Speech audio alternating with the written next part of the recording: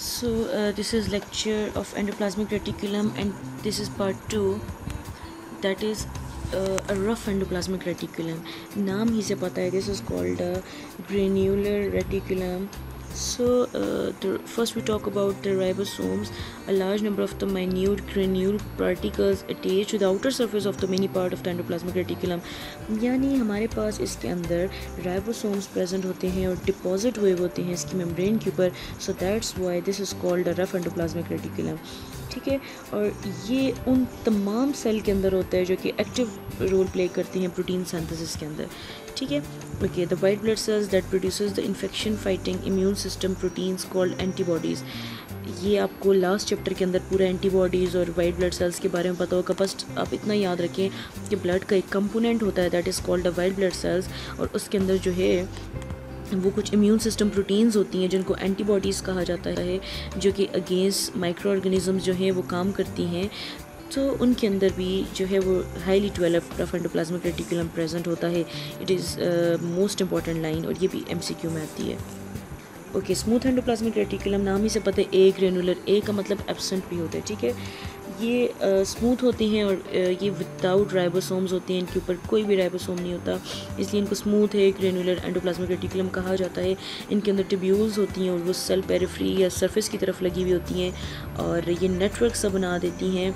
ये जो ट्यूब्स होती हैं इस वाले स्ट्रक्चर के अंदर, और ये वाला जो स्ट्रक्चर होता है ना, ये तो स्मूथ होता है. दूसरा ये कि प्रोटीन सिंथेसिस के अंदर ये जो है वो not play a very important role in the protein synthesis, और बिल्कुल भी पार्टिसिपेट नहीं करता. ठीक है, जबकि ट्रांसपोर्टेशन ऑफ मटेरियल के अंदर ये स्मूथ एंडोप्लाज्मिक रेटिकुलम जो है वो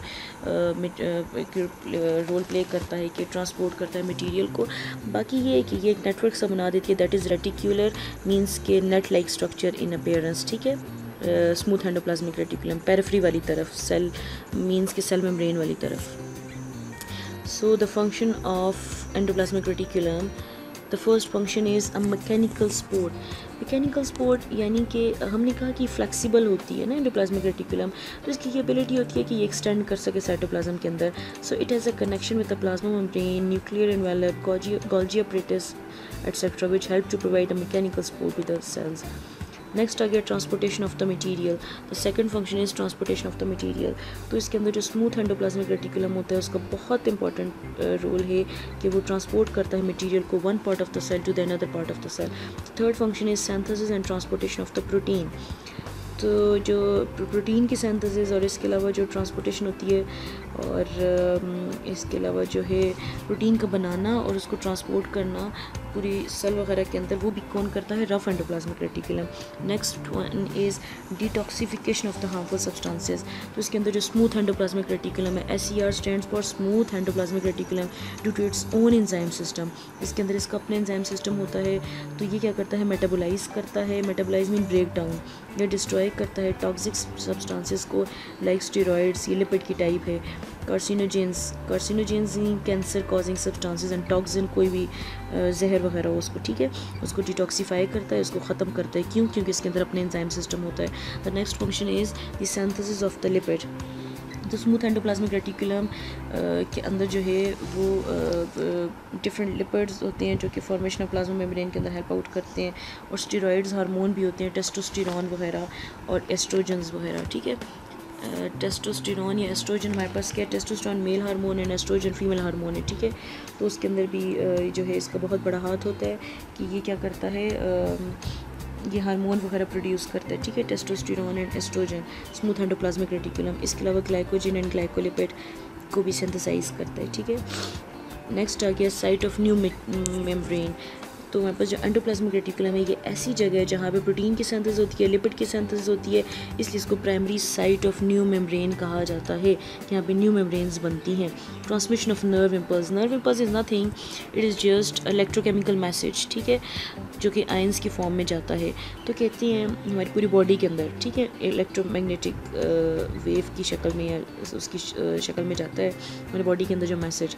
तो कहते हैं कि जो स्मूथ एंडोप्लाज्मिक रेटिकुलम होते हैं मसल सेल्स के, जो आपके मसल्स हैं आपकी बॉडी के अंदर जो मीजोडर्मल इन ऑरिजिन है, जो कि मीजोडर्म से मिलकर बने हुए। और मीजोडर्म क्या है, डेवलपमेंट के अंदर जब फीटस की डेवलपमेंट हो रही होती है inside the mother body, at that time जब 3 लेयर्स बनती हैं, एक्टोडर्म, एंडोडर्म, मीजोडर्म, तो मीजोडर्म से जब मसल बनता है तो एट दैट टाइम कहते हैं कि जो स्मूथ एंडोप्लाज्मिक रेटिकुलम होता है मसल सेल का, वो वेल डेवलप होता है और it is involve in the transmission of nerve impulse which initiate the muscle contraction. तो जो स्मूथ एंडोप्लाज्मिक रेटिकुलम जब मसल्स के अंदर प्रेजेंट होता है तो उसको, उस एंडोप्लाज्मिक रेटिकुलम को सार्कोप्लाज्मिक रेटिकुलम बोलते हैं, जो कि यहाँ पे नहीं है। तो जब मैसेज आता है ना nerve impulse in the form of neuron, एक न्यूरॉन से दूसरे में, दूसरे से तीसरे में, जब पूरी बॉडी के अंदर मैसेज आता है, फॉर एग्जांपल कि मैं कोई बकेट उठा रही हूँ, ठीक है, तो मुझे एकदम से क्या आएगा, मैसेज आएगा, ठीक है। मैसेज किस तरह आएगा, नर्व इम्पल्स की फॉर्म में। वो नर्व इम्पल्स कहाँ से आएंगी, ब्रेन की तरफ से आएंगी और वो न्यूरॉन लेके आएगा, ठीक है। अब जब वो इलेक्ट्रोमैग्नेटिक फॉर्म में आएंगी, ठीक है, आयंस की फॉर्म में जब वो लेके आएगा तो कहते हैं वहाँ पे मसल सेल्स के अंदर जो एंडोप्लाज्मिक रेटिकुलम होते हैं सबसे पहले वो रिसीव करते हैं इन नर्व इम्पल्स को, और उसके बाद हमारे पास मसल कॉन्ट्रैक्शन स्टार्ट हो जाती है। So this is all about the endoplasmic reticulum. This is the structure of endoplasmic reticulum. You can see it in a diagram. First you see a nucleus, then ribosomes, and then rough endoplasmic reticulum where the ribosomes are attached, and the smooth endoplasmic reticulum which are in the form of a reticulate or the network, and this help in the protein synthesis and the different function of the endoplasmic reticulum I told you. So endoplasmic reticulum quiz. Now let's test what you have learned. Start quiz. 2 questions हैं, ये आप अपने पास कर लीजिएगा, ठीक है। What is the main job of endoplasmic reticulum? Mainly a storage area or act as a roadway to transport the material throughout the cell to support the nucleus. इसको गौर से देखिएगा, इसका जो करेक्ट ऑप्शन है वो आपने अपने पास रखना है, ठीक है। और ये दोनों जो मैं आपको दे रही हूँ इनको आपने फिर जो है मुझे बताना है, अपनी स्क्रीनशॉट लेना है इसका भी और जो अगला वाले, इन दोनों का स्क्रीनशॉट लेके और जो बेस्ट है उसको टिक लगा के और इसको अपनी गूगल क्लासरूम के अंदर जो है वो पोस्ट करना है होमवर्क में। What are the 2 main parts of endoplasmic reticulum? Smooth rough endoplasmic reticulum or the energy generators or the energy produced? Okay, ये भी वही है. So if you have any question then ask me. Thank you for listening. This is all about endoplasmic reticulum.